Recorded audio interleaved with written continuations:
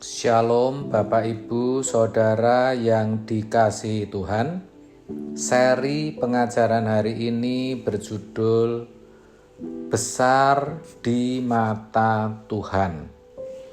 Saudara, orang-orang besar menurut ukuran manusia belum tentu besar menurut ukuran Tuhan. Belum tentu besar di mata Tuhan. Ketika Yohanes Pembaptis lahir, dikatakan bahwa ia akan menjadi besar di hadapan Tuhan. Lukas 1 ayat 15. Dan kenyataannya memang dia menjadi besar menurut Tuhan. Sekalipun tidak tinggal di dalam komunitas imam-imam yang dianggap terhormat, namun dia tinggal di padang, pakaiannya kulit unta, tetapi dia berseru-seru untuk mengajak orang bertobat. Kita bisa menjadi orang besar Tuhan, yaitu jika kita yang melakukan kehendak Bapa. Ini prinsip. Maka kita harus bisa meneliti, menandai kelemahan-kelemahan kita. Memang kita tidak berzina, tidak mencuri, tidak membunuh, tidak melakukan pelanggaran moral umum.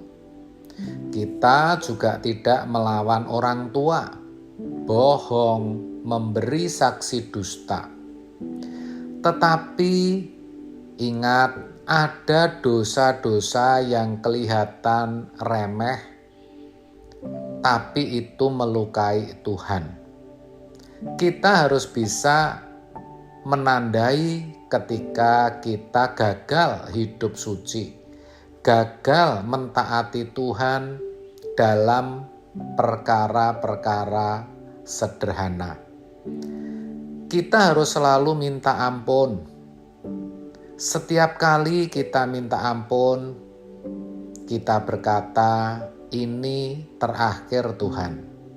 Aku tidak akan lakukan lagi."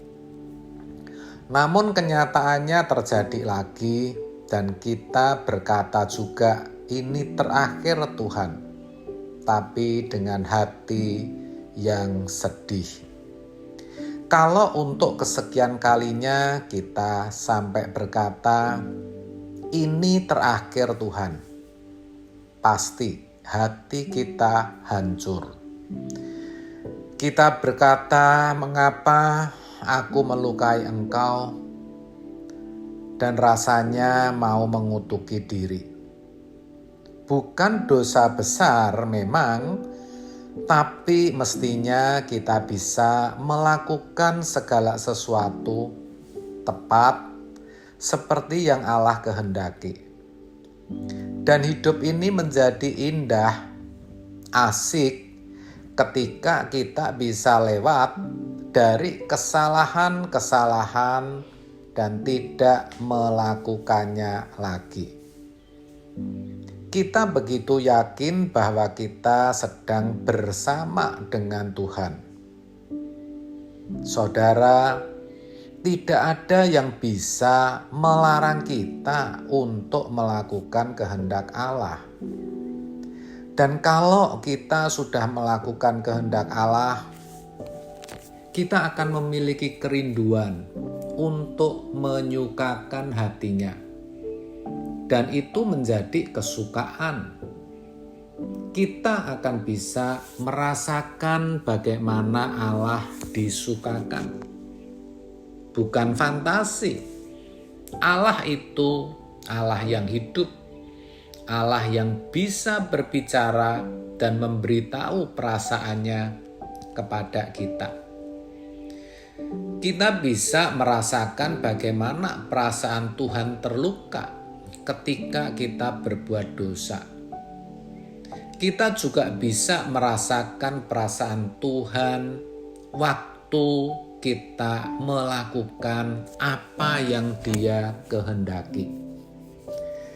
Akhirnya merupakan suatu kehormatan dan kemuliaan bila kita bisa melakukan kehendak Bapa.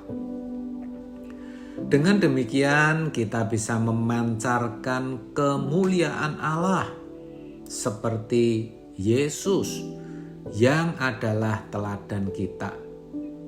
Dan kita bisa menyaksikan kepada dunia bahwa Allah yang benar itu Allah dan Bapa Tuhan kita Yesus Kristus. Kita bisa menyaksikan bahwa Tuhan dan Juru Selamat adalah Yesus Kristus. Orang-orang seperti inilah orang besar di mata Tuhan.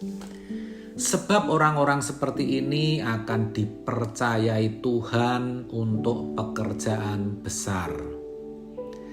Kita mungkin ada yang sudah putus asa melihat pengalaman masa lalu yang buruk, yang selalu saja salah, selalu jatuh dalam dosa. Saudara, Tuhan masih memberi kita kesempatan untuk bisa berubah. Yang penting, kita punya kerinduan dan kesediaan untuk berubah. Dan Roh Kudus pasti menolong.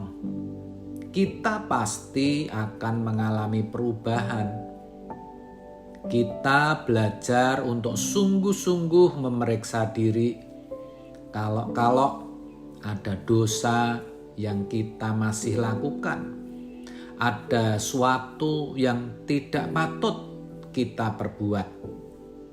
Setiap hari kita mesti meneliti diri supaya makin hari kita makin bersih, makin berkenan di hadapan Tuhan dan makin menjadi orang besar di mata Tuhan. Dan tujuan kita bukan menjadi orang besar untuk dipuji-puji orang, bukan. Tapi kita mau menjadi orang besar di mata Tuhan yang menyukakan hatinya. Dan orang besar di mata Tuhan adalah orang yang pasti dipakai Tuhan untuk pekerjaannya. Terkait hal ini, Tuhan tidak mungkin membiarkan kita menjadi orang yang tidak berguna. Tuhan pasti perhatikan hidup kita juga. Amin. Tuhan Yesus memberkati.